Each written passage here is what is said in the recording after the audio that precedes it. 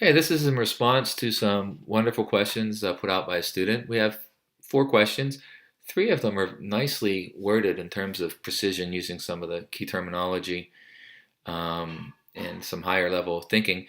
One of them needs a little bit of grooming in terms of the question. We're going to give it a good go at a response anyway, but let's take a look. Problem 3, how do I determine velocity using a position equation and using my calculator? Well, before we go to my reply, let's go take a look in problem 3 they're referencing. Let's go to that problem. You can see there's a position equation that's given in that particular problem. A person is parachute jumping and it gives the equation. Well, you enter that equation into the calculator, and by entering it into the calculator, you can then use the graphing function of it. You can do it a couple ways, actually. Let's go to the way that I'm suggesting here. If you go over to my reply to that, I just click over here. I say there are actually 2 types of velocity to be concerned with: instantaneous velocity and average velocity.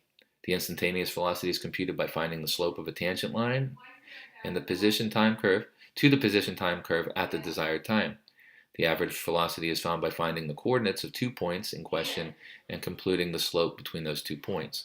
So there's a nice thorough response. Now you can have at it. The second one, what principle will give me the answer to this? And that's referencing problem 7. Let's go look at problem 7 briefly.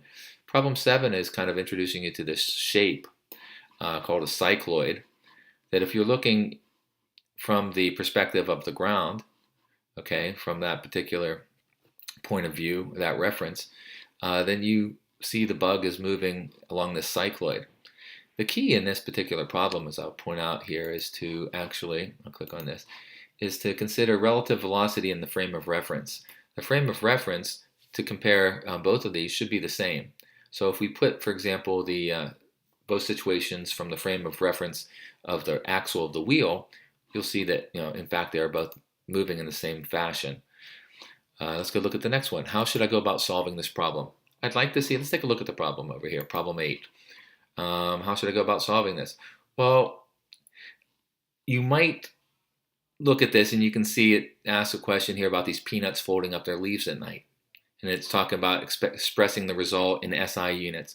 Maybe the SI units caused some difficulty. Maybe the reference to peanut plants folding their leaves at night caused difficulty. Maybe the person didn't notice the pictures over on the side of peanut plants folding the leaves.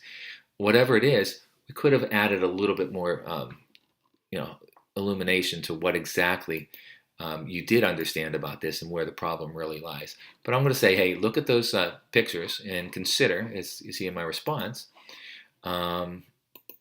consider the leaves, or treat the leaves as mechanical hinges, mechanical hinge with each side rotating pi over 2 radians and having side lengths of about 5 centimeters. And if you look at the guide in the pictures, it actually shows 5 centimeters right there, and is a little legend, if you will, in the drawing. So let's go back to my response, and I'm saying, okay, use the arc length formula. Now this is a throwback to geometry, one of the prerequisites to this course. And geometry taught us, hey, arc length equals r, the radius, times theta. You're going to be using that, and that's just the key.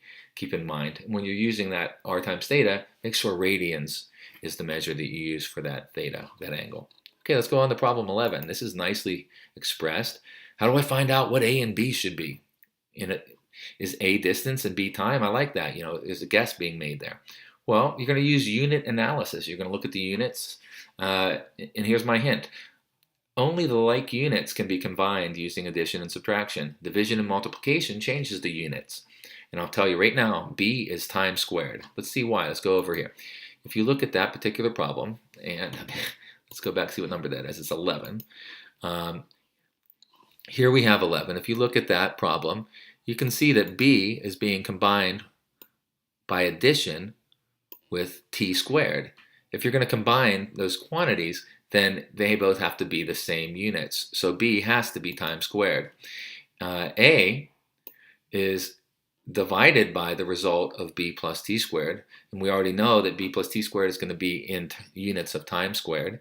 So A is going to have to be, something times time squared, and that something has to be the same as what you're looking for. I'll just leave it at that without giving you the complete answer for that.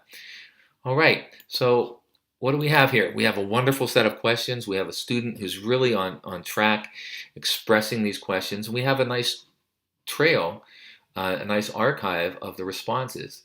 And if for whatever reason these responses did not evoke a complete understanding, we can follow up with more responses until it becomes very clear what's going on. I really like to thank you for watching this video and pose your questions in such a way that you see right here.